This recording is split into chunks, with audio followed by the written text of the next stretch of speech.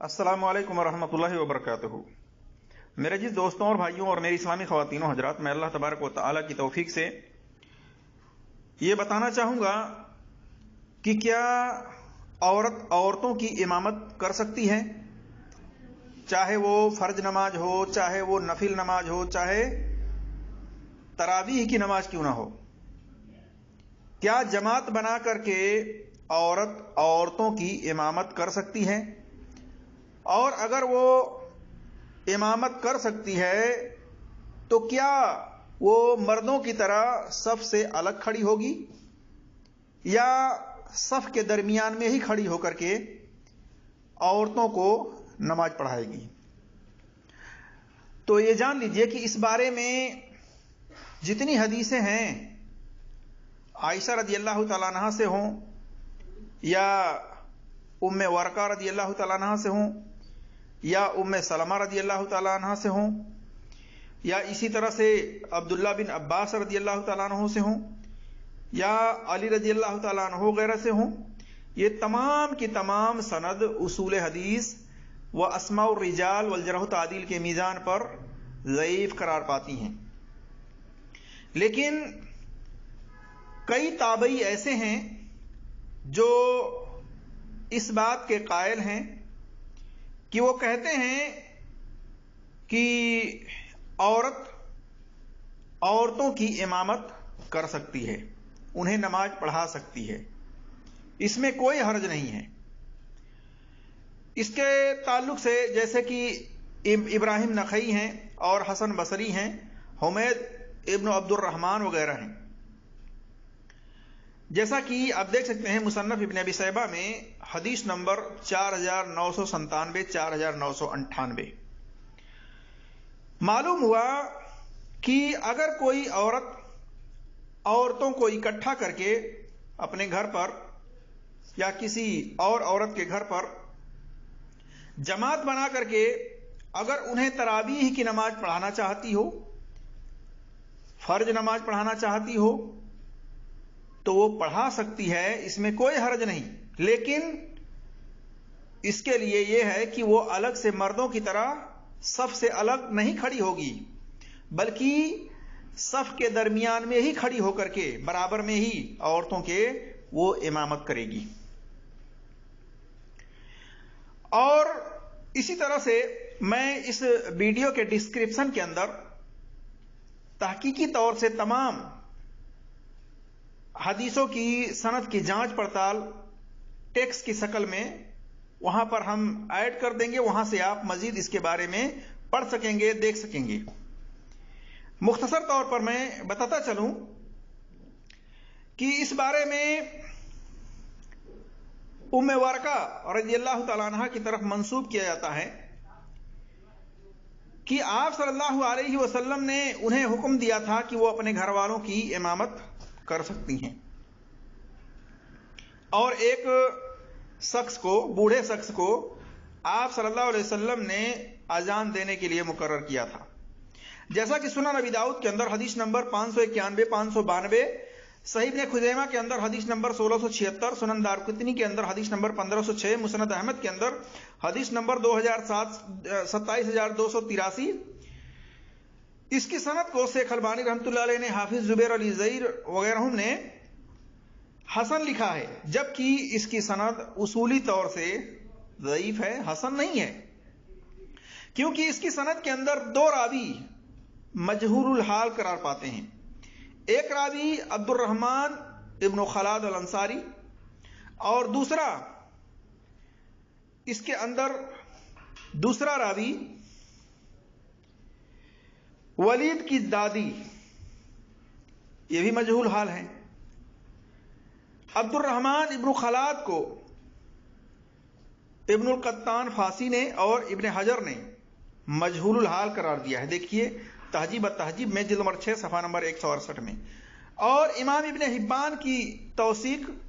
मोतबर नहीं है, क्योंकि वो मुतसाहिल हैं। अल सिकात में जिल्द नंबर 5 सफ़ा नंबर 98 में देख सकते हैं। इसी तरह से वलीद की दादी, ये भी मजहूलुल हाल हैं। हाफिज जुबैर अली ज़ईर रहमतुल्लाह अलैह ने کہا کہ امام ابن حبان نے، امام ابن خزیمہ نے ان کی توثیق کی ہے، تو یہ توثیق غیر معتبر ہے، کیونکہ یہ دونوں متساہل محدثین ہیں، دونوں متساہل محدثین ہیں، اور یہ اصول ہے کہ متساہل محدثین کی توثیق کسی بھی راوی کے بارے میں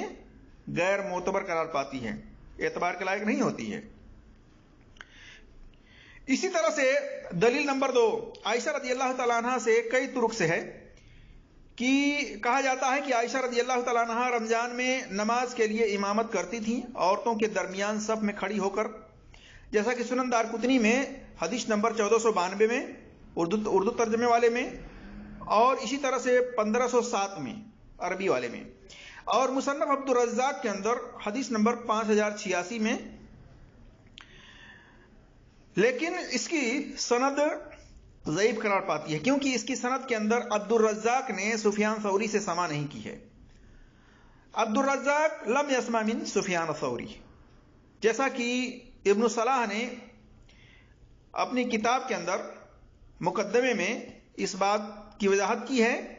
کہ عبد الرزاق لم یسمع من سفیان ثوری، کہ عبد الرزاق نے سفیان ثوری سے سماع نہیں کی ہے۔ اسی طرح سے عائشہ رضی اللہ تعالی عنہ سے دیگر ترک ہیں، مصنف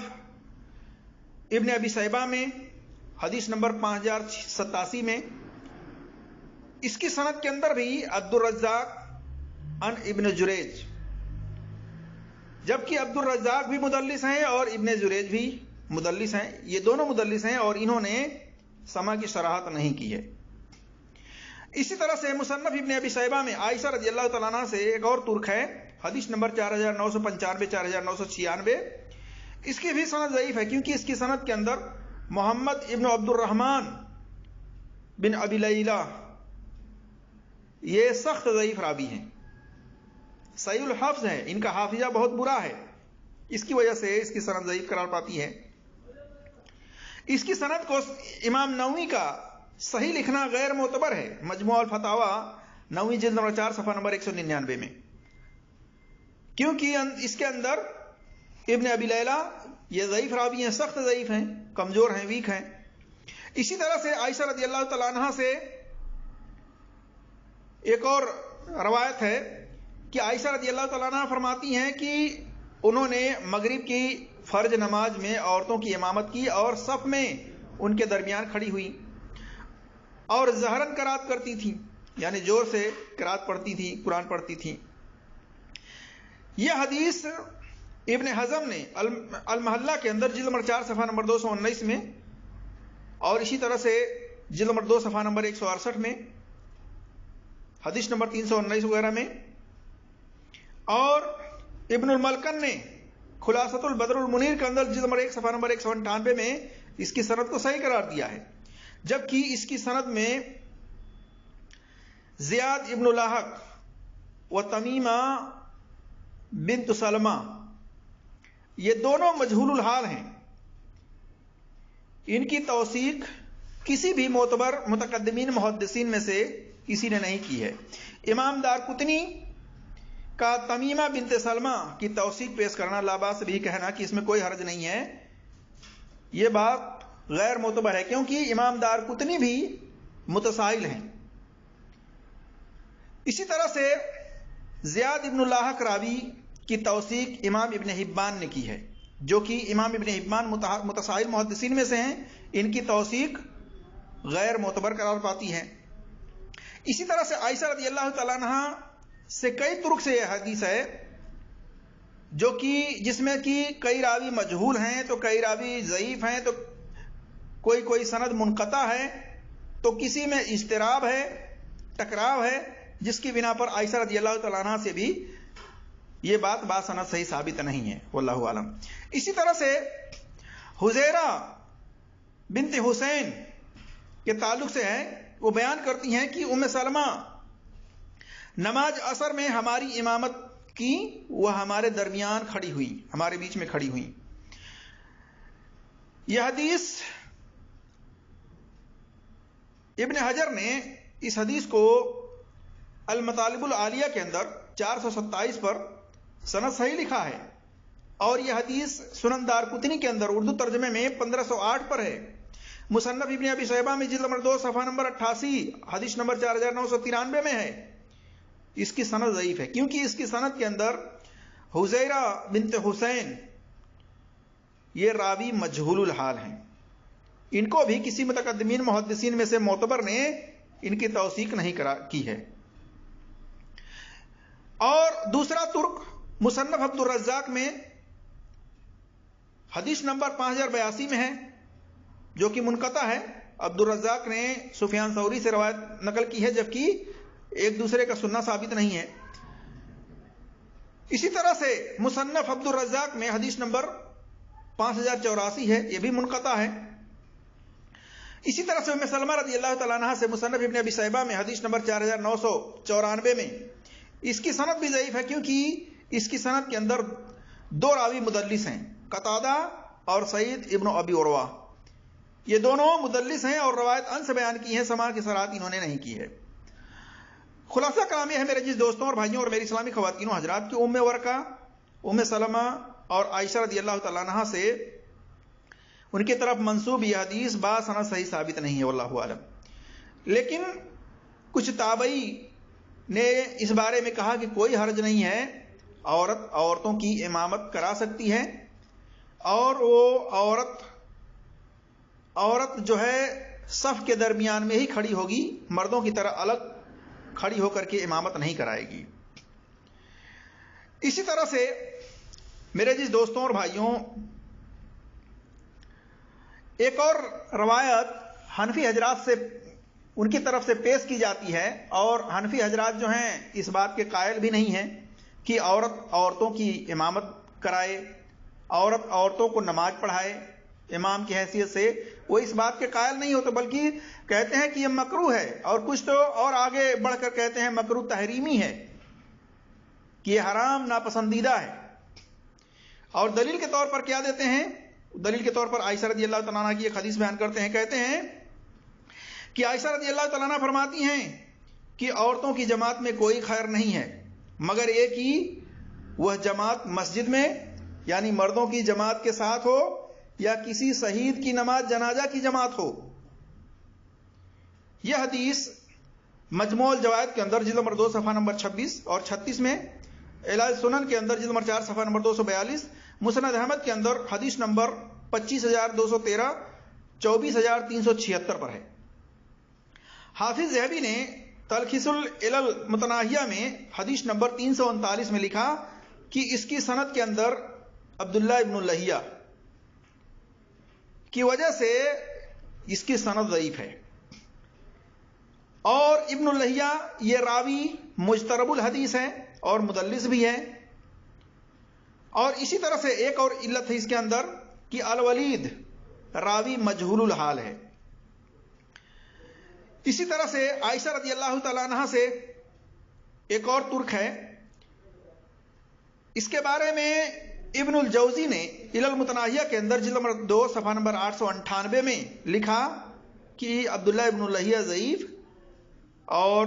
ولید مجہول ہے، یعنی ان دونوں کے اوپر جرح مفسر ہے جس کی بنا پر اس کی سند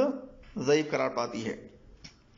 اسی طرح سے معلوم ہوا میرے جس دوستوں اور بھائیوں کی حنفی حضرات کی یہ دلیل عائشہ رضی اللہ تعالیٰ عنہ کی حدیث کو لے کر کے کہ عائشہ رضی اللہ تعالیٰ عنہ نے فرمایا کہ عورتوں کی جماعت میں کوئی خیر نہیں ہے، تو یہ بات باسند صحیح ثابت نہیں ہے. اسی طرح سے دوسری ایک سند ہے، متن کچھ مختلف کے طور سے خولہ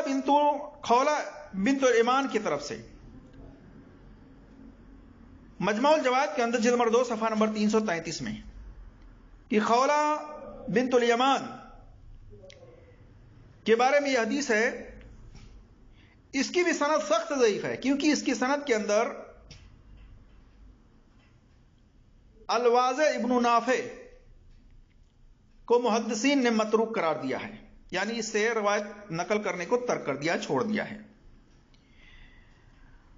اور اسی طرح سے علی رضی اللہ تعالیٰ عنہ سے ایک روایت پیش کی جاتی ہے حنفی حضرات کی طرف سے.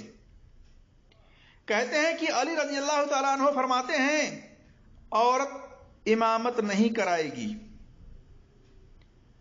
یہ روایت الى سنن جلد نمبر 4 صفحہ نمبر 242 مصنف ابن ابی شیبہ میں حدیث نمبر 4999 میں. اس کی سند بھی ضعیف ہے کیونکہ اس کی سند کے اندر راوی مولا نامی یہ مبہم راوی ہے. مولا سے کون مراد ہے اس کے بارے میں کچھ ڈیٹیل نہیں کہ یہ مولا کون ہے, اس کی حالات زندگی کے بارے میں کچھ پتہ نہیں, ثقہ ہے, صدوق ہے, ضعیف ہے, مدلس ہے, کچھ پتہ نہیں. لہٰذا اس راوی کی مجہول حال ہونے کی وجہ سے یہ علی رضی اللہ تعالیٰ عنہ سے بھی یہ بات سند صحیح ثابت نہیں ہے, واللہ اعلم. تو میرا جس دوستوں اور بھائیوں اور میری اسلامی خواتینوں حضرات, جیسا کہ میں نے یہ بات شروع میں ہی کہا ہے کہ عورتوں کی امامت کر سکتی ہے, عورتوں کو نماز پڑھا سکتی ہے, لیکن اس کے لیے شرط یہ ہے کہ وہ عورتوں کے صف کے اندر برابر میں ہی کھڑی ہو, مردوں کی طرح الگ کھڑی ہو کر کے عورتوں کو نماز نہ پڑھائے, بلکہ صف میں رہتے ہوئے صف کے بیچ میں کھڑی ہو اور کھڑی ہو کر کے ہی وہ نماز ادا کر سکتی ہے. کیونکہ آپ صلی اللہ علیہ وسلم نے جو حکم دیا ہے سلو کما رأیتمونی اصلی, کہ نماز اس طرح پڑھو جس طرح مجھے پڑھتے ہوئے دیکھا ہے, تو نبی صلی اللہ علیہ وسلم نے جس طریقے سے نماز پڑھا ہے اسی طریقے سے عورت بھی نماز پڑھ سکتی ہے, پڑھا سکتی ہے, لیکن اس کے لیے کچھ شرطیں الگ ہیں کہ وہ عورتوں کی امام اگر بنے گی, عورتوں کی امامت کرائے گی, عورتوں کو نماز اگر پڑھائے گی تو گھر میں پڑھائے اور وہ عورتوں کے صف کے بیچ میں ہی کھڑی ہو, الگ سے مردوں کی طرح کھڑی نہ ہو. اللہ تبارک و تعالیٰ سے دعا ہے کہ اللہ تبارک و تعالیٰ ہم تمام مسلمانوں کو قرآن اور صحیح حدیث پر عمل کرنے کی توفیق عطا فرمائے. آمین یا رب العالمین. السلام علیکم ورحمۃ اللہ وبرکاتہ.